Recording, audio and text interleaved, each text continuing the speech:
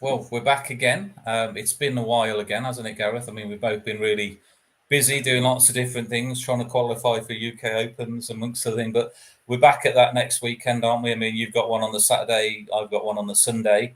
Hopefully, both of us or one of us is going to get through, but we'll wait and see. But we've got a great guest on tonight. Let everybody know who we've got. Well, I'll tell you what, we've got a gentleman on here that, I'll tell you what, he's nothing but a bundle of talent. I've watched him over the last couple of years, and I've spent a lot of time just watching his technique, his desire for the game, his ability, and how he just absolutely dismantles some of the best players in the world. And that's none other than Oliver Szolnoki from Hungary. I'm so looking forward to having a chat with him because I've spoke to him a few times out in Italy just recently, and he's very keen to come on the show and express what he knows and what he's been doing over the years to get to where he is now. So without hesitation, Matt, I'm over to you, mate. Let's bring him on. Let's get him in. Brilliant. Oliver, brilliant. Hey, thanks for joining. Thanks for coming on. Like I say, I mean, thanks for having me. You and Gareth obviously know each other from a lot of different tournaments across the Euro tours and things like that. I mean, Gareth, elaborate on that. I mean, when did you first meet Oliver? Well, it's not really so much when I first met him. It's when he first came to my attention. It was a couple of years ago. It was in the World Championships, and he was in the latter stages of it. I think it was probably about 2002. And the commentators were talking about this guy and saying how he's always there or thereabouts. And I thought, well, who is this bloke? And from that moment, I was hooked because this guy has got the complete game. I know he's a young man. I'm not quite sure how old he is. We'll find it out in a sec. He's got the complete game, and I've seen him absolutely, as I just said in the intro. I've seen him destroy players, and now I'm starting to get to know him. You know, we have a few little chats here and there around the Euro tours, and certainly I've just seen him in the Matchroom event in Italy last week. And what a pleasure he is. And Oliver, I'm so glad to have met you, and I'm so glad that you've come to my attention because I've got nothing but praise, as you can hear, for your game and you as a person. Tell us about yourself, Oliver. How did you get into this game, man? Because you're an absolute inspiration for the up-and-coming kids. Please tell us how this all started for you. Oh, thank you very much. Well, I started when I was 10. That's the first time I played, but it's not a real special story. I was just watching TV when I was like 7, 8 years old. But every time I could see snooker, so I got hooked on it. But when we went to local pool clubs in my city, there were only pool tables. So that's how actually I started to play pool. I live in Hungary in a city named Veszprém, but it's like 100 kilometers away from Budapest. So not a big snooker life here. So the nearest snooker table was actually in Budapest. So all I could do here was play pool. So I stick with it. And actually I was coached at first by the local players because they saw me talented when I played with my family.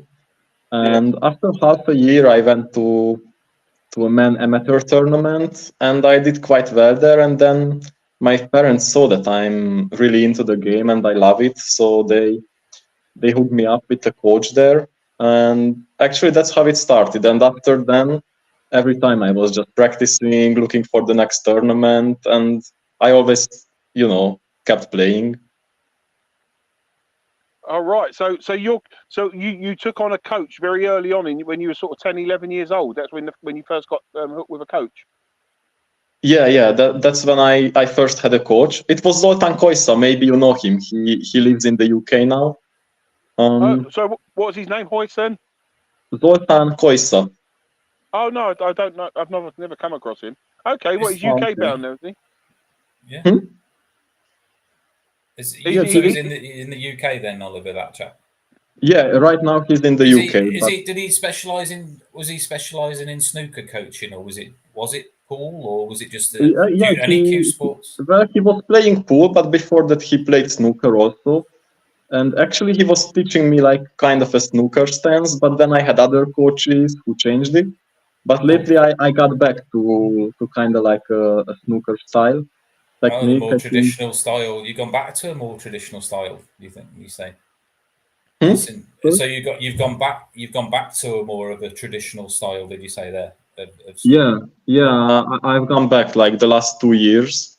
Yeah. I was going to say, because a lot of European pool players, and I was sort of saying non-UK kind of pool players, they have got quite a flamboyant approach to playing shots compared to more traditional, English pool or snooker players that play American pool. So that's interesting that you say that you actually you used to do it, then you changed, and then you've gone back to it again.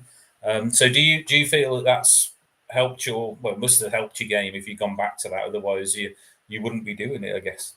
Yeah, I think it's more stable and it helps me to stay down on the shots, because I had some problems under pressure that I was like jumping up and dropping the elbow, and my movement was okay, but it was too complex. So I had too many things to control. And when you do too many things at the same time where everything has to be perfect, then there is like more room for error. So I was trying to make it like as little as possible. But because after my first years, I didn't really have a coach, and or they were in Budapest, so I couldn't see them too many times. So I was playing a lot by myself, and I wasn't really focusing on the technique. When you are like 15, 16, you just want to make the balls somehow and practice a lot. So it had an effect on my technique. And the last, I think like 2 years ago, I watched back one of my matches, and I was like, oh my God, it looks bad. Like, what am I doing? It feels totally different from the inside. And then I looked up my friend Vincent Gomez. He's a really good coach. He's not as a good player because, from the outside, he sees so many things, like why I missed the shot. And then I asked him for help, and we've been working together since then. And he's helped me a lot with the technical aspect. So now it's getting better. Well, it's certainly helping, Oliver, because you're always in your. As you know, I play on a lot of the tournaments that you play in, like say in the Euro Tour and a few of the Matchroom events. I haven't been going over to America as yet, like yourself, but you're pretty much a very consistent player that's always in the late stages of these tournaments. Oliver, how old are you at the moment, if you don't mind me asking? Oh, I'm 26. I will be 27 in May. I'm 20. I mean, I'm 45 in May the 8th next month. Maybe that's the same thing here, but yeah. Well, that's saying something about you, Oliver, because like I say, so tell us about what you've like. How does it work for you, Oliver? Like I say, tell us about you. Have you got? How do you fund your career? Have you got sponsors? Have you got? How does it all work for you? Because you're in all these tournaments throughout Europe, and I've seen you in a few of the American. Your name in the American ones. How do you fund your career? With your sponsorships? Well, in Hungary, it's very tough because in Hungary, it's tough to get sponsors or sponsored by the government. In Hungary, it's only the Olympic sports that get funding, and football and handball are the most popular. So if you are in any other sport, your federation doesn't get anything. So unfortunately, even though they are trying their best, they can't really help me. I have Predator and Town, so I'm very thankful for them for the help. And apart from that, mostly I have to pay for myself. So every time there is a tournament, I check how much is the entry fee, how much it will cost for me to travel there, the hotel, and everything. I add it up, and then I check the prize money, and I see the chances. Like, okay, do I have to reach the semifinal to get my money back? And then I'm like, oh, it's a bit too risky, so I don't go. If I have to reach only last 32, last 16 to break even, and after that I can make profit, it's a better tournament. So it's a smart way of approaching it. Yeah. You have to, if you don't live in a country where the government can help you, then you have to pay a lot by yourself. So it's not easy. And it's not cheap. Going around these tournaments all over the world, it's like you say, it is going to add up, and it's a smart thing to do, obviously, to weigh up the money and the return and things like that. But am I right in saying you've got a job as well, Oliver, or do you work, or is it just pool full time? It's just pool full time. Oh wow! So the you only must other be doing. thing I do is when I'm in Hungary, I give some lessons to people. So that's good. I have some students in my city. I have some students in Budapest. So once a month, I go to Budapest for like 3-4 days, and that's I give great. lessons there. Actually, I'm going there on Monday again because now April is a bit empty from the tournament, so I have time to give some lessons. But it's good to have this teaching because it's still connected to pool, and thanks to my results lately, I have more students, and you know, I can give more lessons when I'm there, and it's good to have some income that's not depending on the tournament. So even if you are having a little bit of a bad time at the tournament, you can still make a little extra money with this. So it's really useful. So what about? Go on, Matt. Sorry, mate. I was just saying it's tough out there. I mean, you know, to get money and sponsorship and everything. UK players, there's a lot of top players in the UK that are in the same position on a sponsorship term because they can't really get sponsorship, some of them, to go in all these tournaments, even though they're more than capable of going deep in a lot of these tournaments as well. I mean, it's just one. Yeah, that's right. I heard a lot of UK players. Like when I started to play Euro tours when I was 16, 17, I saw a lot of players from the UK who were very capable of winning it, but I don't see them anymore, and I think they stopped also because of the same reason. Yeah. The only thing I'm luckier than them is that I live in Hungary, so the costs of living are not so high like in the UK. In the UK, it's crazy. In Hungary, the money that I win in tournaments has more value than in the UK. That's for sure. Yeah, that's nice. Yeah.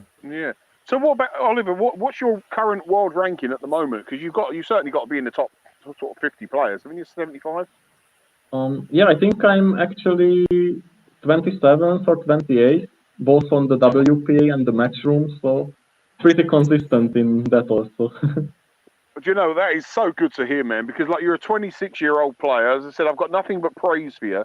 And I think literally the fact that you're actually a now matchroom professional and that you're actually in these events can only spur you on, because it's only a matter of time, really, before you actually break that gun, Oliver, and become one of these absolute.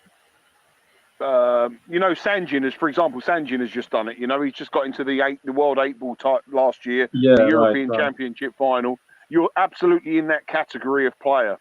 And so it's only a matter of time. So it's good to hear. And what about the Euro Tour? What's your ranking on the Euro Tour? On the Euro Tour, I think I'm number 4 currently. So that's the ranking where I'm the best at. Last year I had the 2nd place and the 3rd place at the last 2 Euro Tours. So that's nice. That's great. It's good, that is. Yeah, I mean, that Euro Tour, it's good, really good standard. Tough. Yeah. Well, Oliver, can you promise me one thing, that because I play on the Euro Tours, if we get far, give me a bit of leeway. Don't just demolish me in the early stages. Give me a bit of leeway. Yeah, sure. I can promise you that. Yeah, but no. Are you going to play St. Johann? Sorry, mate. Are you going to play St. Johann in May? Yes, absolutely. Yes. Oh, nice. I'm looking forward to that, because I was there last year as well, and hopefully the cable cars might be open this time. I'm not sure if they will be. Oh, I don't know either, but it's a beautiful location. I really like that tournament. Yeah, sure. Who do you travel with? Because I think your friend is Benz, isn't his name Benz? I saw you in one tournament. Usually I travel with a guy named Jaroslav Polach. He's from Slovakia, but he lives at the Hungarian border, so he speaks Hungarian, and we are really good friends. I always travel to the Euro tours with him and share the rooms, so it's good to have a travel buddy like that, you know. You don't have to worry about who you share rooms with to save some money on the double room instead of the single room. So it's good to have sometimes somebody to like permanently and not have to look for someone every tournament. So for the Euro tours, I usually travel with him, and when he qualifies for some international tournaments like WPA, then we also go together. Okay, because just recently you was in America. Tell us about that. You was in a few events out there in the last month or so. How did the American? I played 3 tournaments there. It's nice because it was in Las Vegas, and my good friend Vilmos Földes lives there also. He used to be the best Hungarian player ever, I think, but now he doesn't play so much anymore. He has a family in Vegas, but I could stay at his place, so it was super fun. And I went for three tournaments, and it was crazy because I arrived there, and you know it's 10-hour time difference because I went from Tallinn, Estonia, from the Euro Tour, and that's then right. Yeah, I remember. Yeah. and I arrived in the evening, and the next day I already had to play a tournament at Greece. But I managed it somehow. I won 3 matches, and then the next day I lost my first. And then I won, I think, 3 more. And then I played Shane in the top 4. And I was leading, but some rolls went against me. And from 3-0 up, I lost that match 7-5. So I finished first, but it was a good start. And then I played the Pro Billiards series by Predator. But there I got a tough draw. I was seeded, but I played Michael Schneider the first round. He's a really good Swiss player, if you don't know him. I know Michael Schneider, Yeah, and he's my age. So we've been playing together since we were like 14, 15 from the Youth European Championship. And actually he had a stronger break. And with the Triangle Rex, it's a big advantage. And he played really well. So I lost my first match. But then I went all the way on the loser side to the last 32. I think I got a bit unlucky with the draw because I drew Francisco Sanchez Ruiz. And we played a really good match. Like the first set, I broke dry, and then I was done 3-0. So he just ran over me the first set. And then he broke dry, and I made 2 run-outs. So I won the second set 4-0. But unfortunately, the third set went his way again, and he just ran over me in that set 4-0. So it was a 17th place. That's pretty good. And they were invitation events, weren't they? Because of your ranking. Yeah, I mean this one it was open, so it was 96 players, but it was like first come first serve. So if you pay the entry fee before everyone else, you got a spot. The next one was invitational, the World 10 Ball. It was 64 players. Yeah. And I won my first match, and then I lost a big battle against Chang from Taiwan. Yeah. Yeah, I won the first set, and I think I broke dry. And the next time I got to the table was 2-0 for him in the third set. So he just ran the second set. You know, he made like 5 or 6 break and runs in a row. It was crazy. Then I still managed to take it to a shootout, but I lost in the shootout. And then on the loser side, Konrad Justysin from Poland, he just destroyed me. So he's a very good player, Konrad, isn't he? Yeah, he's very fast. So sometimes he can make some unforced errors because of it, but when he gets on a roll, he's like unstoppable, you know. Yeah. When you were over in America, Oliver, I mean, when you were in America playing, one of my friends recently, he's been over there a few times, and he was telling me about all these other tournaments, just like local tournaments that they've got at the clubs and the venues.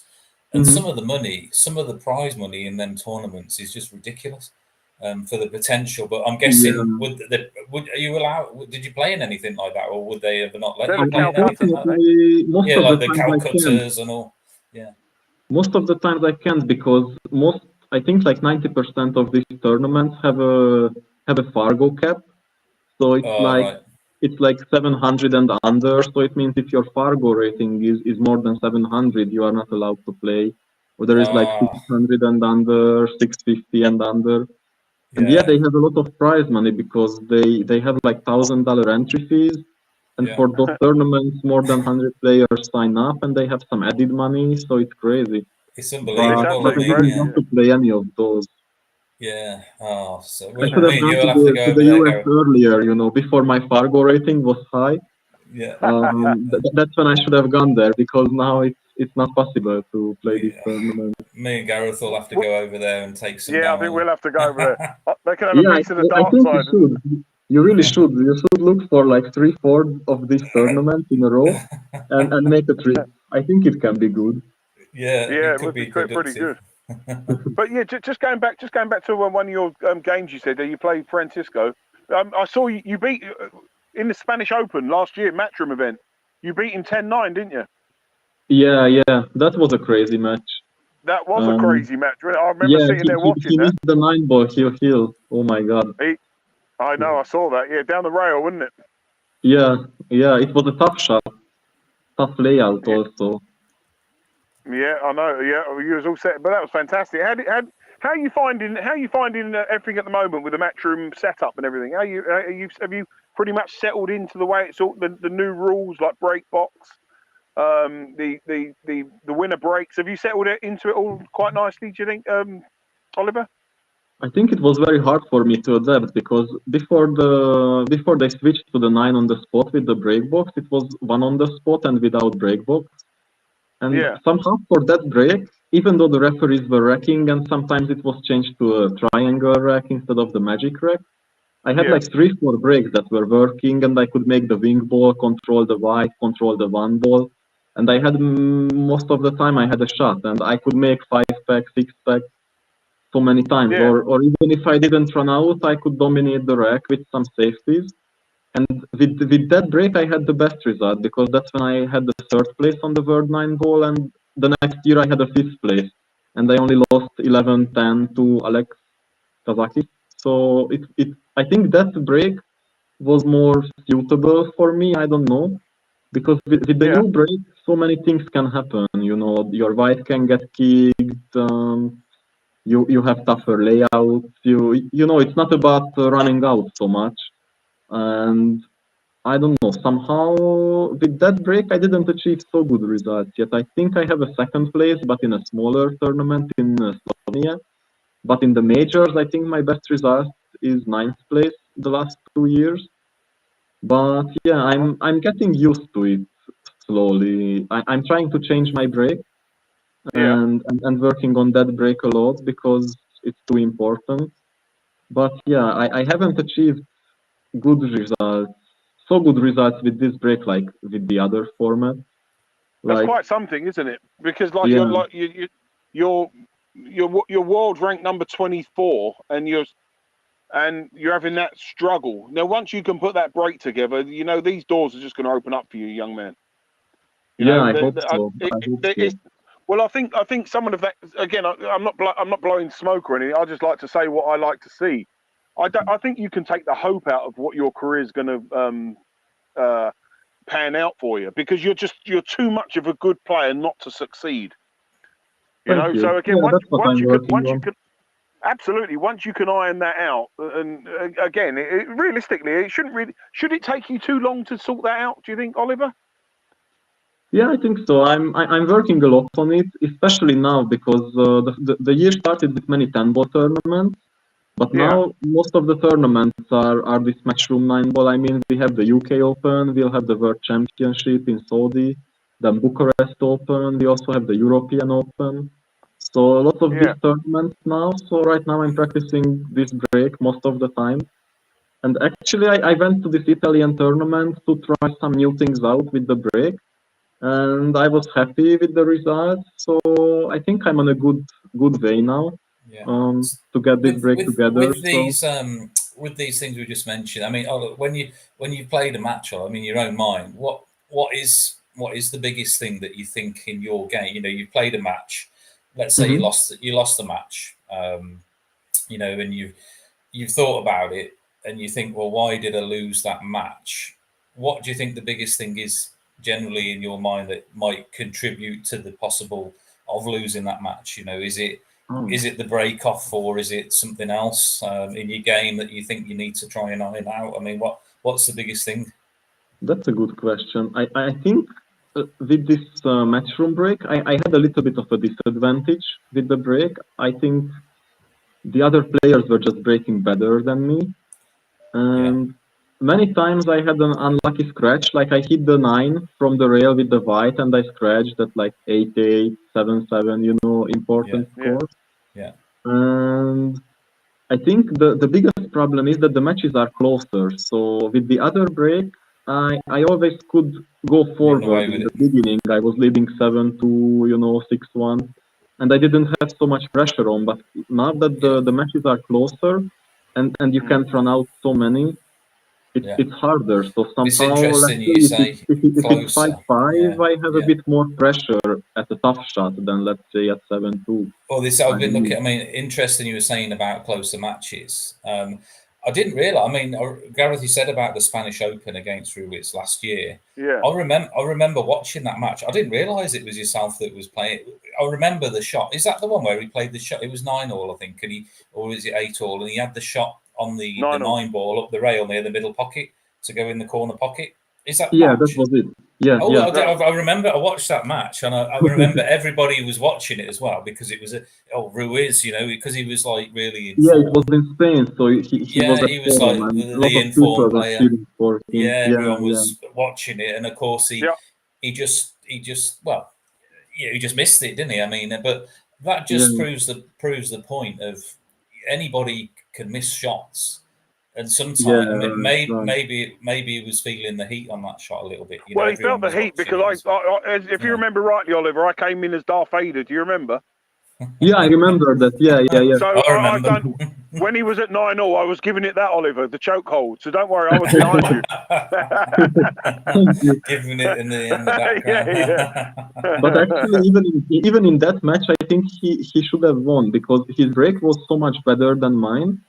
But I think he was a bit more nervous than usually because he missed some pots that he usually doesn't miss.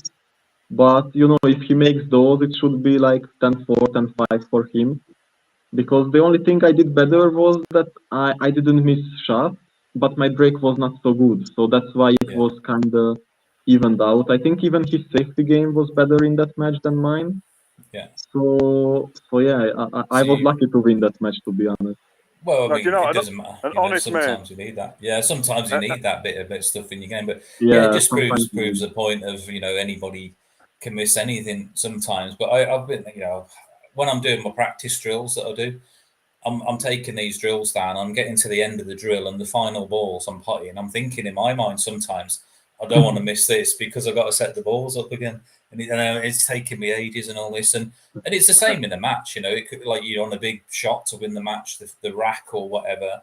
If you start thinking about other things in your mind, generally you're gonna miss that ball. You have to stay in the moment. I mean, potting that last ball or that big pressure shot is no different to any of the other balls that you've already potted throughout the rack in terms of a mental thing, is it? I mean, you just got how to pot the ball.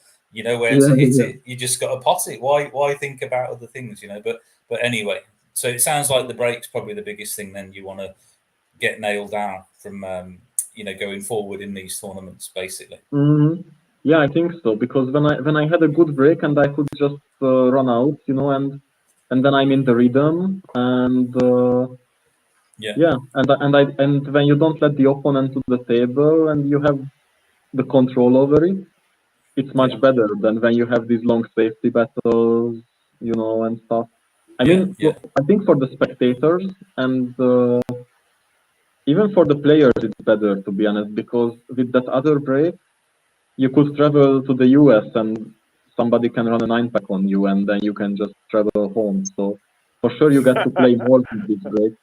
It just doesn't suit my game that much. But I'm working on it to get more used to it and get better results. So it's a challenge. Adapt and overcome, isn't it? Is what they say. Exactly. That's the thing, and that's the thing. I mean, whatever the break format is, if they change it again or make something different about it, the top players and all the players are going to be on top of that at some point. They'll work it out a way of maximizing the balls or the control. That's just the way it is, isn't it? But Gareth, you're going to say. I remember when they came up with this break, like 9 on the spot with break box. I was thinking, with this nobody is gonna run more than a 3-pack, because it's so much, so many kisses involved. The white can get kissed, tougher layouts and everything. Yeah. But Francisco just came up with such a good break, and I think he won the World 9 ball, and he was running over his opponents like crazy. Every time he made 3, 4, 5 break and runs, and it didn't matter if the opponent was leading him 4-2, 5-3. Once he just got the break and he got it working, he just ran over them, So So yeah, the players always have a response. It's just a matter of who gets used to it faster. Yeah, yeah. But yeah, I have to work on it still. It's So, I so think it's Oliver, the toughest part. how much time are you putting into your game at the moment, like on a daily basis? Is it like you said about the club being in Budapest and you like the tables are close to you? Is it a local club or is it a bar that you play in, or what's your situation in regards to the amount of practice you're putting in? All right now, like 20 kilometers away from my city, I found a Yeah. place where I put my own table. I managed to buy Oh, one great. of these diamond table with 4-inch pockets from a matchroom tournament, Lovely. and I put that in. So I'm practicing on that. So that's like the perfect conditions for practicing. Yeah. You really have to hit the balls exactly, and if you do any little technical mistake in a shot, the ball instantly rattles. So you have to Yes. focus on your technical lot. To Budapest, where I'm going now, actually, it's a pool club, but I'm just gonna give lessons there. So that's not where I practice. I practice near my hometown, but it's perfect. It's really perfect place for practice. It's in a village with around 700 people, and I have the keys. I know the code for the alarm, so I Oh, can go perfect. in anytime. Yeah, I think I was very lucky to find this place. Yeah, sure. So what have you got lined up for the rest of the year then? I know I know you mentioned about the tournaments, the 9-ball competition coming up. For example, the European Open, the UK. Are you venturing over to America again or anything like this? You got any plans for the States anytime this year? Actually, right now, not so much. I'm trying to focus more on the European tournaments now and the World 9 Ball. I Right. saw there will be a lot of tournaments in August and September in the US, but right now, I didn't have the best results lately, so I think I will try to cut my costs lower for this Yes. year and try to get the ranking points from the tournaments that are near me Yeah. until I have some bigger wins. And also, I have to say that from this year, the tax treaty between the US and Hungary it stopped. So if I go to the US Open, for example, I have to pay taxes for USA and Hungary too. So it's too high. Oh, Oh, I wow. see. And right now, to pay the flight, pay all the entry fees and hotels in the US, it's gotten Yeah. crazy expensive. Every hotel in the US, you pay like $50, $60 per night if you find a Yeah. roommate, and breakfast is not included. And the food is also expensive. When I'm there, I spend like $60 or $80 on food every day. Yeah. So if I'm there Wow. for 1 month, A it day, adds a up. day, All these things 60 or add up. $80 a day on food. Wow. What are you eating? Actually, not A much, whole buffalo, I mean, by the sound. but if you eat like 3 times a day, and Yeah. Sure. you Yeah. can't come out of a restaurant under 15 or 20, and you have to give 20% tip there, so everything adds up. It's I don't know, it's somehow too expensive, and the smaller tournaments, of course, the US Open has great prize money, Yeah. but the smaller tournaments, you have to finish top 4, top 5 to get into real good prize money. That kind of helps you bring your costs back. Yeah. But Sure. but everybody is there, so there are like 50 players who can finish in the top 5. Yeah. So it's kind of risky to go to the US. It costs like I don't know, like Yeah. one Few and a half thousand. months costs like 6, 7, 8 thousand dollars. And when you Wow. have to pay that from your own pocket and you have to bring it back with the prize Yeah. money, Sure. it's very hard. So Yeah. maybe I will be trying to attend all the ranking events in Europe. That's why Yeah. I signed up for Bucharest Open and also for the Helsinki Open. Oh. And I'll Oh. I didn't know try to play the the Helsinki majors. Open. Hmm? The Helsinki Open. I've not heard of that one. Oh, When's that one? it will be before the European Open. It will be from the 1st until the 4th of August. Okay, right. Okay, I'll have So to it's look nice. out for that one. You can play that on the 5th. You can fly to Frankfurt and then go to Fulda, and on the 6th of August the European Open starts. So I think it's good Oh, scheduling. yeah, that sounds pretty cool. Yeah. So that's a World Nine Ball tour stop, is it? The Helsinki Open. Yeah, it's a World 9 Ball Tour stuff. Yeah. Okay. So who are you currently sponsored by at the moment, Oliver? Predator and Town, and I have a local gym, CS Westbrain. I can go to the gym for free here, so that's also nice. But yeah, the main sponsors are Predator. They give me the cues, and the Town they give me some accessories. So it's Oh, it's good to be great. sponsored by them. I'm very Yeah, I thankful. mean, definitely. What cue are you using at the moment, Oliver, Predator wise? What model is it? Do you know? Well, Uh, obviously you it's will know, an but it's an SL2. It's a cooperation with Jacobi. So I think it's designed by Jacobi, but it's sold by Predator. And yeah. I use it with a 12.4 Revo with the Predator soft stick. Oh, okay. Yeah. I like it Good. because it has the linen wrap all the way until the very back of the cue. Because I used to have it as a problem that when the back of the cue is like laminated and it's too hot and my hand is sweaty, the cue just Oh yeah. was sliding out of my hand and I was missing so many shots like that. I And I don't was mind very that. happy when I got Yeah. sponsored by Predator and I found one cue that With had the the linen. linen wrap all the way until the end, and I was like, okay, I must take it. I don't mind the laminated wraps. I mean, and because it's more from I'm used to playing snooker cues and things anyway that don't have wraps anyway. It's just a Hmm. solid piece. And my first cue, my Mucci, that was an Irish linen wrap, which was a lacquer wrap. I mean, Mucci tend to seal the wraps, they lacquer it. I mean, I had it changed at a later date. I got like a ringtail lizard wrap on it now, which it's nice. I'm happy with that. But yeah, interesting that you say you like that feel of the linen. Yeah, I Yeah, love that feel. yeah. Oh, Oh that's well. pretty cool. Yeah, Well, yeah. so you certainly got a lot coming up, Oliver, which is really good to hear. And yeah, I think Budapest is looking to be a very strong field, isn't it? 256 players, so that should be quite a good competition out there, shouldn't it? Yeah, it's always nice to be there. Actually, they have a nice TV arena. They have like 40 or 50 tables in the pool hall, and always a lot of good players. So Yeah, it's like such players that you never hear of because here in the Balkans, it's closed for everyone, like Bulgaria, Greece, all these yeah, countries. Also in Romania, there are a lot of players who can play very good pool, but they just yeah, don't travel for international tournaments. And here you get to play all these players. yeah. And if you look at the tournament, Bucharest Open, every year there is a surprise. So some of the favorites can go out before the single elimination Oh, really? because there are these unknown good players who can actually beat us. Yeah.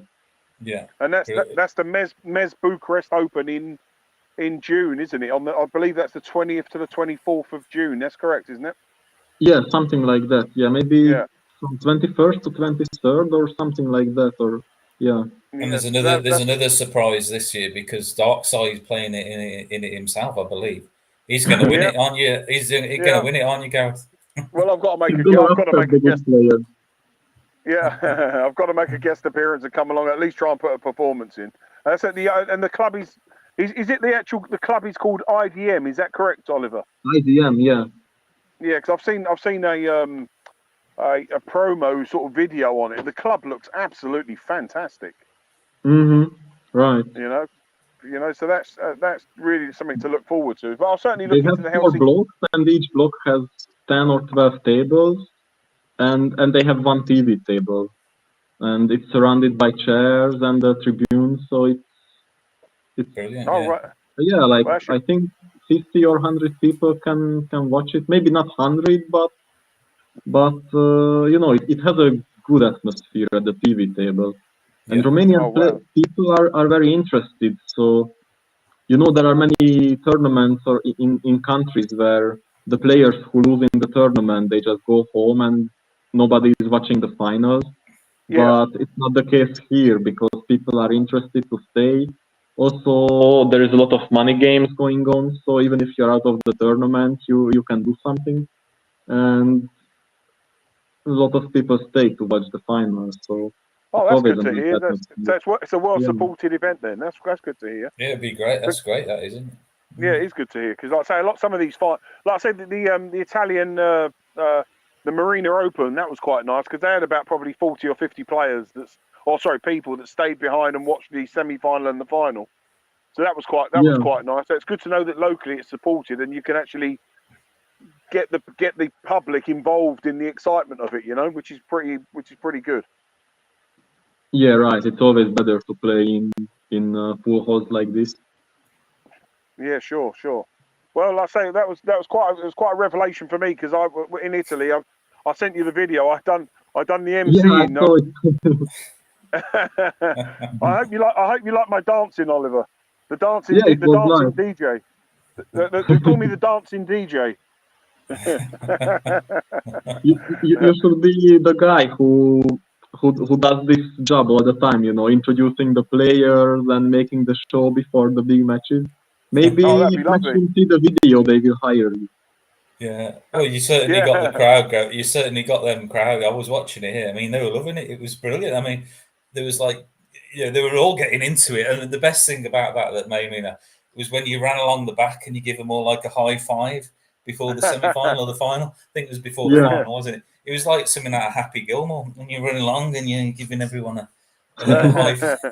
Well, you've got to keep them entertained, haven't you? Somehow, you know, and yeah. So you never know what the future brings, which is always a good thing, you know. So, but the main thing is it's just that it's all at the moment we're at pool at the moment, thanks to Matchroom and also thanks to the WPA, that they seem to be coming together a lot more. It seems that the game is now actually going to move forward in a really, really good way, and it's certainly looking promising. And for someone at your age in the early stage of your career, you're absolutely, you know, I'm an old dinosaur, Oliver. You know, I was playing in Las Vegas 12, 13 years ago. You know, and it was just like it was the Predator tour run by Charlie Williams.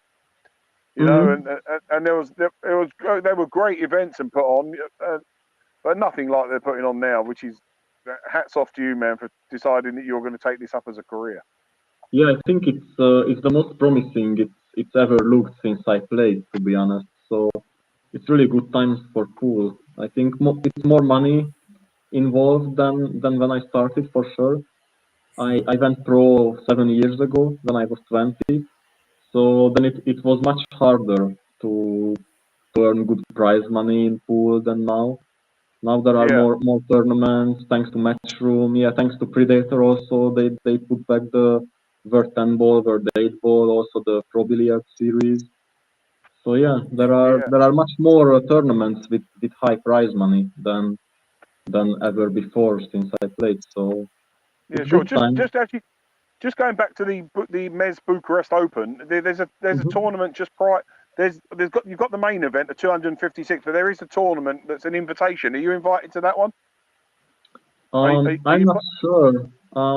I didn't ask actually, but okay, yeah, because I I believe don't there's a know. tournament just before. Okay, But I don't know if when my flight arrives, maybe even if I was invited, I wouldn't be able to play because maybe my flight arrives like 7 p.m. or something. So I'm not sure if I would catch it, you know. Oh, right. Well, then, yeah, maybe I can put one of my capes on, and if you can't make it, I'll go in as Oliver Szolnoki. Yeah. If they invite me, I will tell them that you take my place and don't give it to anybody else. That sounds perfect, and I will make sure that I will honour and play perfect pool in that game. Yeah. If you win a prize money, we can go 50-50. Oh, that sounds like a plan, Oliver. I like your style already. I like your style. That's pretty good. Yeah. So, well, Oliver, I say it's been absolutely fantastic touching base with you. Is there anything else that you would like to add and just talk about that you feel that we might have glossed over? Because my main reason for wanting you on the podcast is just basically your personality and your skill, you know, and you've absolutely come across as what I already believed that you are, which is a class act. And you've told us about your career, which is what I wanted our audience to know about. Is there anything else you'd like to add that we might have glossed over? Oh, I don't think so. I think we touched a lot of things. So it was nice talking to you guys.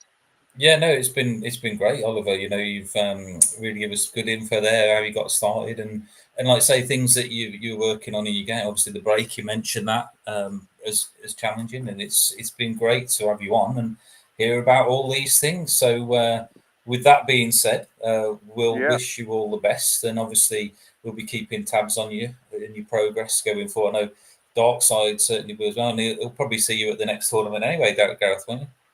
Yeah, I well, hope you guys can qualify for the UK Open, so I can see you there. Yeah. Well, Yeah, we'll be there.